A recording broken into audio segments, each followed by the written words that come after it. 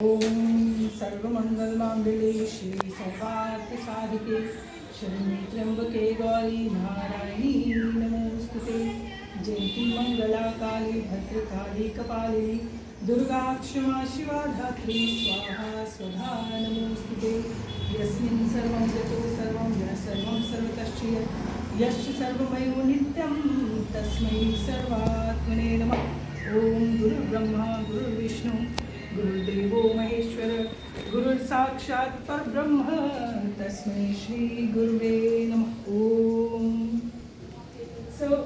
हम आज यहाँ पर रत्नावली नाम का एक माँ का शक्तिपीठ है, सिद्ध शक्तिपीठ, जिसका 51 जो हमारी 52 शक्ति पाता है। अभी आप दीवार पर देखना जरा कि सारे 52 के 52 शक्तिपीठ, जहाँ पर माँ का एक एक अंग जो गिरा था, सती माँ का कथा सभी लोग जानते हैं। भगवान शिव सती का शव लेकर जा रहे थे और बड़े दुखी थे, तो भगवान विष्णु ने उनको उस दुख से बाहर निकालने के लिए अपने सुदर्शन चक्र से माँ के भिन्न किया और वो अंग के टुकड़े अलग अलग जगह पर पृथ्वी पर पड़े और उन्हें सिद्ध शक्तिपीठ कहा जाता है।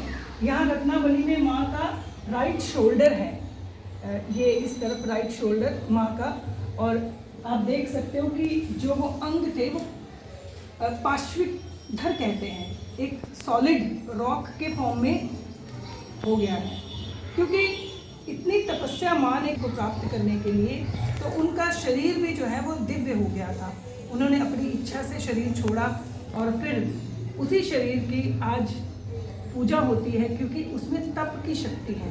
जितने भी शक्तिपीठ हैं उसमें आप किसी भी शक्तिपीठ के दायरे में जाते हैं, जब उसके घेरे में जाते हैं, you will feel electromagnetic waves.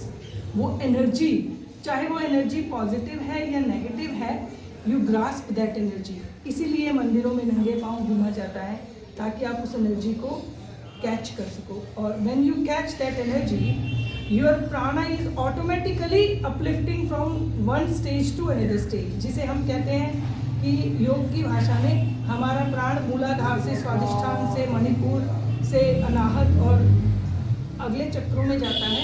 तो अगर आप मूलाधार में हैं तो अपने आप ही शक्तिपीठ के जब आप उस घेरे में आते हैं तो आपका प्राण जो है एक स्टेप आगे चला जाता है। मूलाधार में प्राण है तो स्वादिष्ठान में चला जाएगा, स्वादिष्ठान में है तो आपका प्राण मणिपुर में चला जाएगा, मणिपुर में है तो अनाहत में चला जाएगा, अनाहत चक्र में है तो आपका प्राण विशुद्ध में चला जाएगा, ललना में चला जाएगा। तो आपके प्राण को एक बूस्ट मिलता है। तो इसी बूस्ट को प्राप्त करने के लिए हम इन शक्तिपीठों के पास आकर प्रार्थना करते हैं, माँ को प्रणाम करते हैं और उस एनर्जी को, उस शक्ति तत्व को प्राप्त करने की इच्छा करते हैं और प्राप्त भी करते हैं। ओम नमो भगवते वासुदेवाय।